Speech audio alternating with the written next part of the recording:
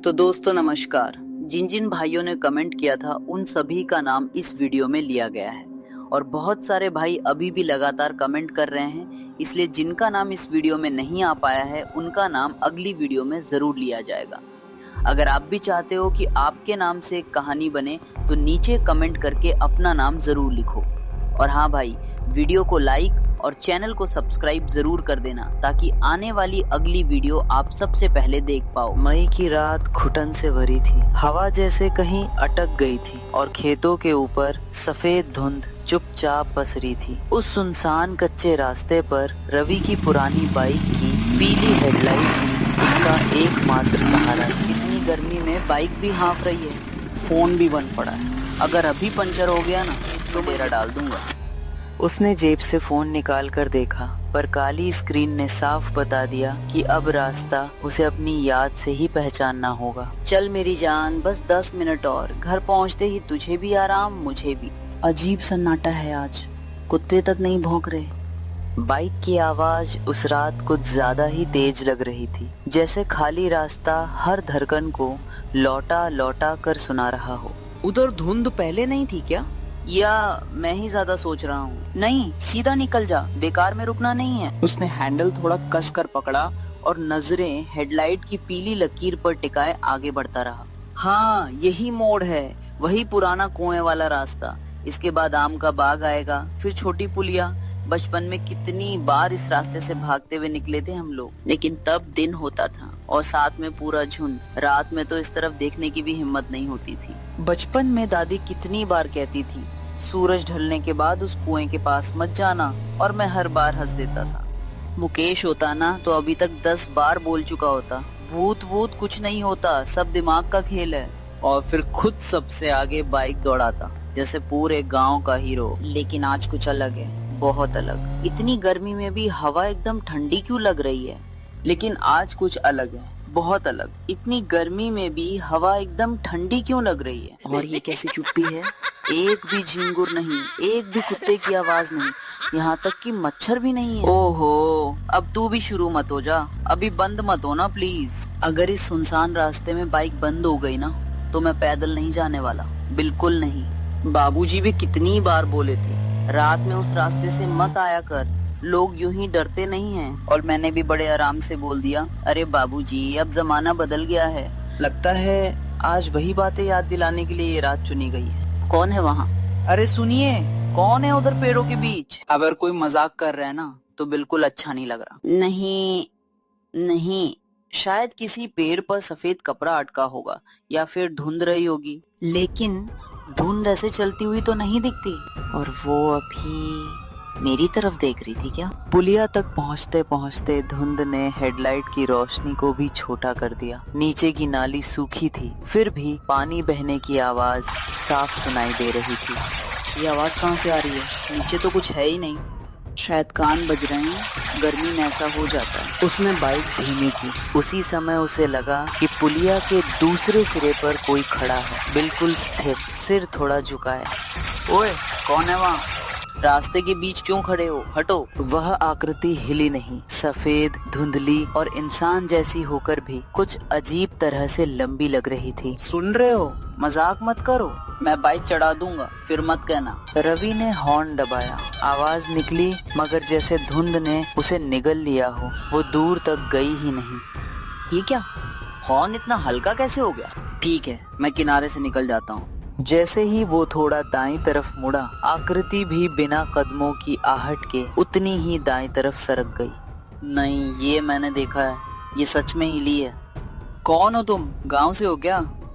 अब उसे साफ दिखा कि उस सफेद आकार के नीचे पैर जैसे थे ही नहीं। धुंध उसके घुटनों के पास नहीं, कमर तक थी। हे भगवान, नहीं नहीं नहीं, आँख का धोखा है। डर कभी कभी इंसान को भागने नहीं, जड़ कर देता है। पुलिया के बीच रवि ने ब्रेक दबाए और इंजन कांपते हुए धीमा पड़ गया। सुनो, अगर मदद चाहिए तो बोलो, ऐसे खड़े मत रहो। तुम कौन हो? कुछ पल बाद बहुत धीमी, सूखी, औरत जैसी आवाज धुंध के भीतर से आई। घर किस तरफ है? क्या? घर किस तरफ है? वही 3 शब्द, वही टूटी लय, जैसे किसी ने उन्हें याद तो रखा हो, समझा ना हो। तुम्हारा घर कहाँ है? किसके यहाँ जाना है?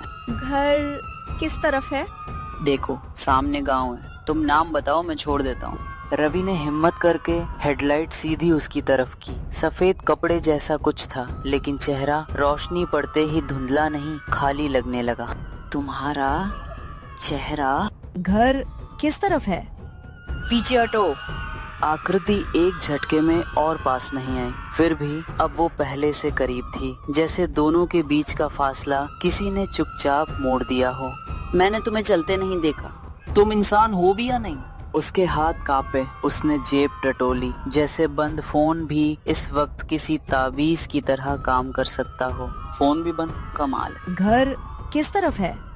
मुझे नहीं पता तुम क्या हो, लेकिन मेरे पास मत आना। तभी रवि को पीछे से दूसरी बाइक के इंजन जैसी हल्की आवाज सुनाई दी। उम्मीद में उसने पलट कर देखा, मगर रास्ता खाली था।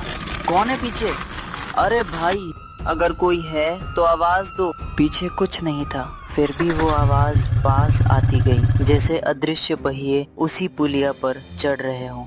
नहीं, ये ठीक नहीं है, बिल्कुल ठीक नहीं। घर किस तरफ है? घर चुप, किस तरफ बस है? चुप रहो। पहली बार उसकी आवाज में डर खुलकर बाहर आया। उसी पल उसकी बाइक अपने आप बंद हो गई। हेडलाइट बुझी, फिर बहुत कमजोर होकर लौटी। स्टार्ट हो जा प्लीज। अभी नहीं, अभी बंद मत हो। उसने किक मारी, इंजन खासा, मगर चालू नहीं हुआ। धुंध के भीतर अब उसे एक नहीं 2 सफेद आकार दिख रहे थे। 2? अभी तो एक थी। नहीं, मैं यहाँ नहीं रुकने वाला। दूसरी आवाज पहली जैसी ही थी, बस थोड़ी गहरी, जैसे किसी सूखे कुएं के तल से निकली हो। कौन हो तुम लोग? हटो मेरे रास्ते से। उसने फिर किक मारी। इस बार इंजन अचानक गरजा और हेडलाइट तेज हुई। एक पल के लिए दोनों सफेद आकृतियां साफ दिखी। हे भगवान! दोनों के चेहरे एक जैसे थे, बिना आंखों के गड्ढे और होठों की जगह सीधी काली दरार। रवि ने हैंडल मोड़ा और बाइक पीछे घुमाने की कोशिश की, मगर पुलिया जैसे लंबी हो गई थी। पीछे का रास्ता वहां था ही नहीं जहां होना चाहिए था। ये रास्ता बदल कैसे गया? मैं पागल नहीं हूँ, यही पुलिया थी, यही। घर किस तरफ है? घर किस तरफ है? अब वे दोनों आवाजें उसके दाएं बाएं से आ रही थी, जबकि आकृतियां सामने ही खड़ी थी। दूर रहो, मुझे जाने दो। तभी बाइक की कमजोर हेडलाइट पुलिया की टूटी दीवार पर पड़ी। वहाँ चूने से लिखा कुछ चमका, आधा मिटा हुआ, आधा साफ। क्या लिखा है ये? रवि ने आंखें सिकोड़कर पढ़ा। मई 1998, पुलिया पर मिली अज्ञात औरत, पहचान नहीं हुई। उसके नीचे किसी ने बाद में कांपते हाथ से जोड़ा था, जो रास्ता पूछे जवाब मत देना। अज्ञात औरत? नहीं। घर किस तरफ है? रवि के मुंह से अनजाने में शब्द निकल ही गए। सामने, गांव की तरफ। जैसे ही उसने जवाब दिया, दोनों आकृतियों के सिर एक साथ उठे। धुंध के भीतर पुलिया के आगे अब दूर दूर तक दर्जनों सफेद साए खड़े दिखाई देने लगे। सुन लिया, घर मिल गया। अगले ही पल रवि की बाइक अपने आप बंद हो गई और पीली हेडलाइट पूरी तरह बुझने से पहले उसने देखा वे सारे साए उसी की तरफ मुड़ चुके थे।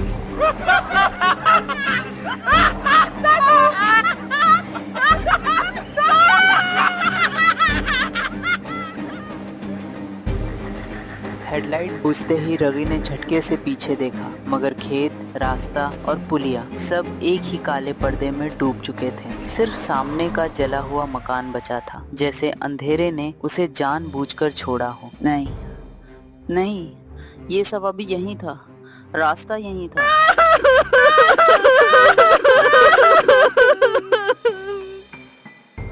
उसके कानों में वही रोने की आवाज फिर उभरी, मगर इस बार दूर से नहीं, मकान के अंदर, बहुत साफ, बहुत पास से। कौन है वहाँ? सुन रहे हो तो जवाब दो। घर यही है। नहीं, मैं अंदर नहीं जा रहा। पीछे कहीं सूखी घास दबने की धीमी आहट आई, जैसे कई पांव एक साथ उसकी तरफ बढ़े हों। रवि ने बिना और सोचे बाइक छोड़ दी और जले हुए मकान की टूटी देहरी लांग गया। बस थोड़ी देर, बस छिपना है, फिर निकल जाऊंगा। अंदर धुएं और गीली राख की बासी गंध भरी थी। फर्श पर टूटी हांडी, जले खिलौने और राख में धसे पुराने पांवों के निशान पड़े थे। कोने में जो लाल रोशनी चमक रही थी वह किसी दिए जैसी नहीं, जैसे अंगारे की आखिरी सांस हो। कोई है? मैं मदद करने आया हूँ। मदद? इतनी देर से? कौन बोल रहा है? सामने आओ।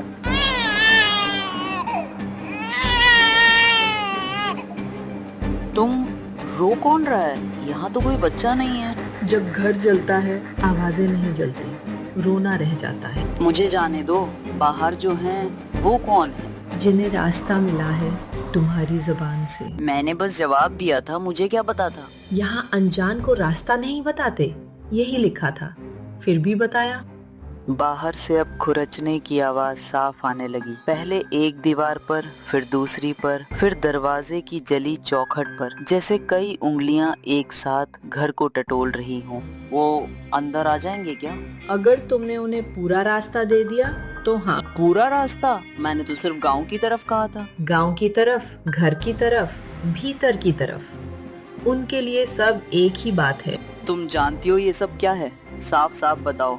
मई 1998, पुलिया पर एक औरत मिली थी। जिंदा थी पर बोलती कम थी। रात होते ही हर राहगीर से एक ही सवाल पूछती, घर किस तरफ है? वही अखबार वाली खबर? खबर अधूरी थी। पहचान इसलिए नहीं हुई क्योंकि सुबह तक उसका चेहरा किसी और जैसा हो जाता था। क्या मतलब? जो उसे जवाब देता उसका रास्ता पहले खोता, फिर चेहरा। बकवास, ये नहीं हो सकता। रवि ने ये कहा जरूर, पर उसकी आवाज में यकीन नहीं था। उसकी नजर दीवार पर टंगी एक काली पड़ी तस्वीर पर गई, जिसमें धुएं से बिगड़े चेहरों के बीच एक चेहरा अजीब तरह से उसी जैसा लगता था। ये तस्वीर, ये आदमी, देखो। ये मैं क्यों लग रहा हूँ? बूढ़ी औरत झुककर उस लाल चमक वाले कोने की राख हटाने लगी। नीचे से एक लोहे का छोटा डिब्बा निकला, आधा जला हुआ। उसकी दरारों से वही लाल रोशनी रिस रही थी। इसे खोलो। मैं क्यों? क्योंकि इस घर ने तुम्हें पहले भी देखा है। मैं कभी यहाँ नहीं आया। इस जन्म में नहीं शायद, पर आवाजें चेहरों को पहचान लेती हैं। रवि के हाथ कांप रहे थे, फिर भी उसने डिब्बे की मुड़ी कुंडी उठाई। अंदर एक आधी जली चूड़ी, एक बच्चे का काला पड़ा जूता और तह किया हुआ कागज रखा था। ये क्या है? पढ़ो ऊंची आवाज में। अगर कोई औरत रास्ता पूछे, उसे घर मत बताना। वो अकेली नहीं होती। जो उसके पीछे आते हैं वे नाम से नहीं, जवाब से दरवाजा खोलते हैं। जिसने जवाब दिया उसे जले हुए घर में रात काटनी होगी। सुबह तक अगर रोने की असली वजह पहचान ली तो बच जाएगा। अगर नहीं पहचान पाया तो घर उसे अपना पुराना चेहरा लौटा देगा।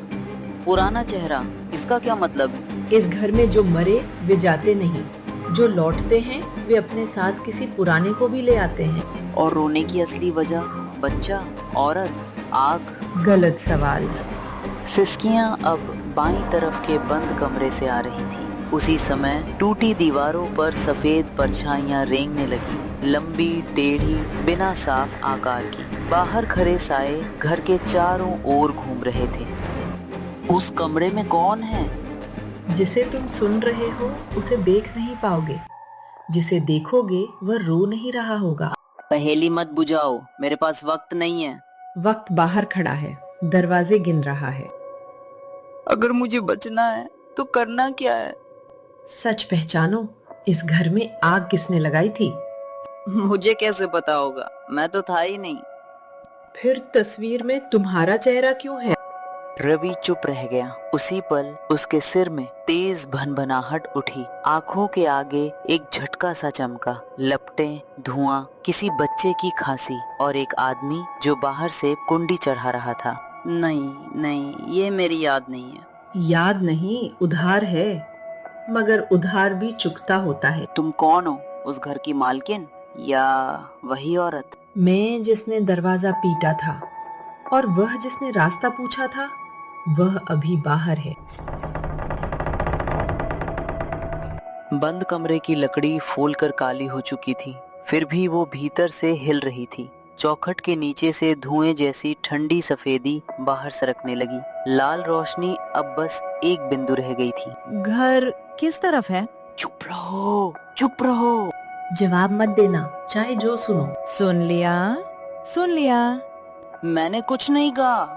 रवि ने घबराकर अपने होंठ दबा लिए। तभी बंद कमरे के अंदर से एक छोटी टूटी हुई आवाज आई, न रोती हुई न बोलती हुई, बस जैसे राख में दबा कोई नाम पुकार रही हो। बाबू। कौन? अब चुनो, दरवाजा खोलोगे तो सच देखोगे, नहीं खोलोगे तो बाहर वाले अंदर आ जाएंगे। अगर अंदर वही हुआ जो मैंने देखा? तब तुम्हें पता चल जाएगा कि इस घर में रो कौन रहा है, मरा हुआ बच्चा, जली हुई औरत या वह आदमी जो हर बार लौट आता है। दरवाजे पर पहली जोरदार चोट पड़ी, पूरी दीवार कांपी। दूसरी चोट के साथ तस्वीर जमीन पर गिरी और काले शीशे में रवि ने अपना चेहरा नहीं, राख से सना किसी और आदमी का चेहरा देखा। ये मैं नहीं हूँ, फिर ये अंदर कौन है? तीसरी चोट पड़ते ही बंद कमरे की कुंडी अपने आप ऊपर उठ गई। कुंडी ऊपर उठते ही दरवाजा आधा खुला और उसी फाक में रवि ने महेश को देखा। उसने झट से डायरी और पुरानी फोटो अपनी शर्ट के अंदर दबा ली। लालटेन की पीली रोशनी में महेश का चेहरा अजीब तरह से शांत था, पर उसकी आंखों में डर और गुस्सा साथ जल रहे थे। पुराने घरों में भटकती आवाजें हमेशा सच नहीं बोलती रवि। जो सुनो उस पर भरोसा मत करो। तुम यहाँ कैसे आए? बाहर दरवाजा कौन पीट रहा था? बाहर कोई नहीं था। ये घर खुद आवाजें बनाता है ताकि जो अंदर आए वही फंस जाए। झूठ आधा बोलो तो सच और भी डरावना लगता है महेश। चुप रहो, तुमने बहुत साल लोगों को बहकाया है। मुझे साफ साफ बताओ, इस कमरे में कौन बंद था? महेश एक कदम आगे बढ़ा। उसकी नजर रवि की छाती पर अटक गई, जैसे उसे छिपी हुई डायरी का पता चल गया हो। कमरे के अंदर राख की गंध अचानक तेज हो गई। जो था वो अब नहीं है, जो बचा है वो बस याद है और पाप है। बच्चा किसका था? और वो आवाज?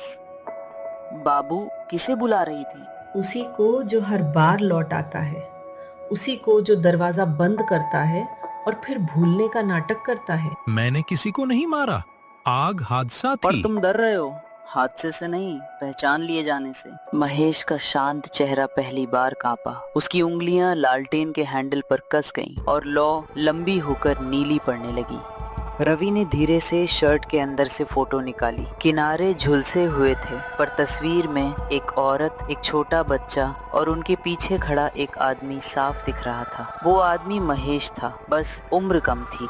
ये तुम्हारी ही तस्वीर है ना? तुम कह रहे थे तुम इस घर को जानते भी नहीं। तस्वीरें बहुत कुछ दिखाती हैं, पूरा नहीं। तो पूरा तुम बताओ। बताओ कि कैसे तुमने बाहर से कुंडी चढ़ाई थी। बताओ कि कैसे औरत चीखती रही। मैंने कुंडी इसलिए लगाई थी कि अंदर दिया गिर गया था, धुआं भर रहा था। मैं पानी लेने भागा था। और बच्चा? जब लौटा तब देर हो चुकी थी।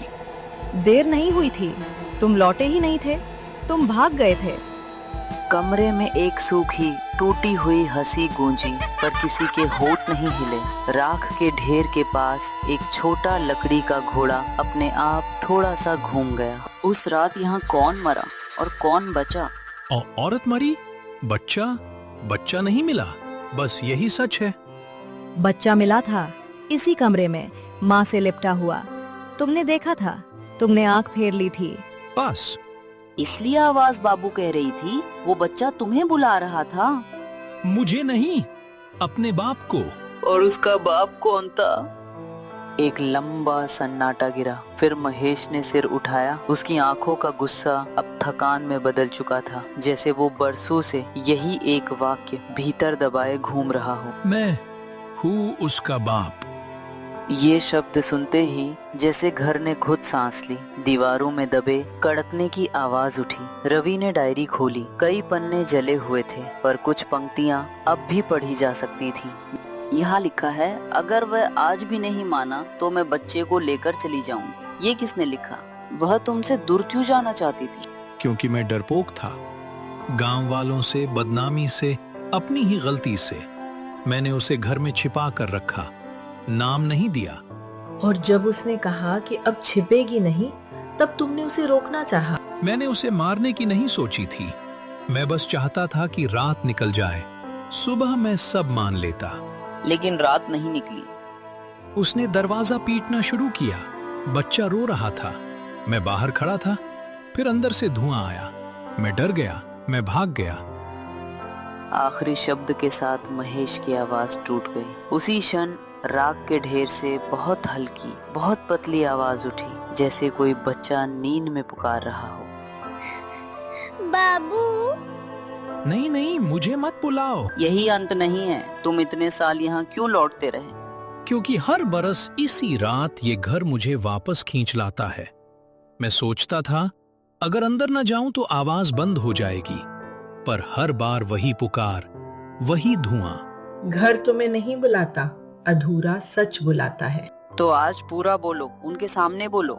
लालटेन की लौ एकदम सीधी हो गई। कमरे के सबसे अंधेरे कोने में धुएं की परत जमा होकर किसी बैठी हुई औरत की आकृति जैसी लगने लगी। उसके पास एक छोटे कद की छाया थी। रवि ने पहली बार डर से ज्यादा दया महसूस की। महेश अब किसी भूत से नहीं, अपने ही छोड़े हुए क्षण से सामना कर रहा था। कमरे की हवा ठंडी नहीं, भारी थी, जैसे इंतजार बहुत लंबा हो गया हो। सीता, मैंने तुम्हें बंद किया। मैं झूठ बोलता रहा, मैं भागा था, मैं वापस नहीं आया। और बच्चा? वह भी मेरा था। मैंने उसे अपना नाम नहीं दिया। यही मेरा सबसे बड़ा पाप था। बाबू, दरवाजा। मैं खोल नहीं पाया। आज खोलता हूँ, आज मानता हूँ। जो भी सजा हो मुझे दो। सच बोल दिया है, अब और क्या चाहिए? नाम। बिना नाम के आत्मा भटकती है। उसका नाम मोहन था। मैं उसे सबके सामने अपना बेटा कहता, अगर डरपोक न होता। ये नाम सुनते ही कमरे की कालिक जैसे ढीली पड़ गई। दीवार पर छोटे हाथों के निशान धीरे धीरे मिटने लगे। धुएं की औरत की आकृति स्थिर हुई, जैसे उसे पहली बार चैन मिला हो। देर की, पर झूठ से देर बेहतर है। मुझे माफ कर दो अगर कर सकती हो। बाबू, दरवाजा। महेश घुटनों पर बैठ गया। उसने कांपते हाथ से फर्श छुआ, जैसे राख के नीचे दबे किसी छोटे हाथ को थामना चाहता हो। लालटेन की नीली लौ फिर से पीली होने लगी। फोटो और डायरी, इन्हें छिपाया नहीं जाएगा। सुबह होते ही सब सच जानेंगे। हाँ, अब कुछ नहीं छिपेगा। जैसे ही बाहर भोर की पहली सफेदी टूटी, कमरे का दबाव कम होने लगा। राख अब सिर्फ राख लग रही थी। धुएं की दोनों आकृतियां धीरे धीरे पतली हुई, फिर सुबह की ठंडी रोशनी में घुलने लगी। बस इतना ही चाहिए था, सच, नाम और गवाही। तुम कौन हो? पड़ोस की औरत या कुछ और? जिसने उस रात चीखें सुनी थी पर दरवाजा नहीं तोड़ पाए, तब से यहीं अटकी थी। अब मेरा काम खत्म। मैंने तुमसे भी झूठ बोला था, पूरे गांव से। अब बाकी हिसाब ऊपर वाला करेगा। रवि ने मुड़कर देखा। बूढ़ी औरत की देह वहीं थी, पर उसकी परछाई नहीं। अगली ही पल दरवाजे से आती रोशनी बढ़ी और वो जैसे धूल की महीन परत बनकर हवा में बिखर गई। वो चली गई। सब चले गए, बस मैं बचा हूँ।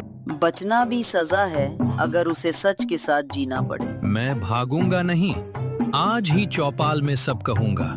सीता का नाम, मोहन का नाम और अपना अपराध।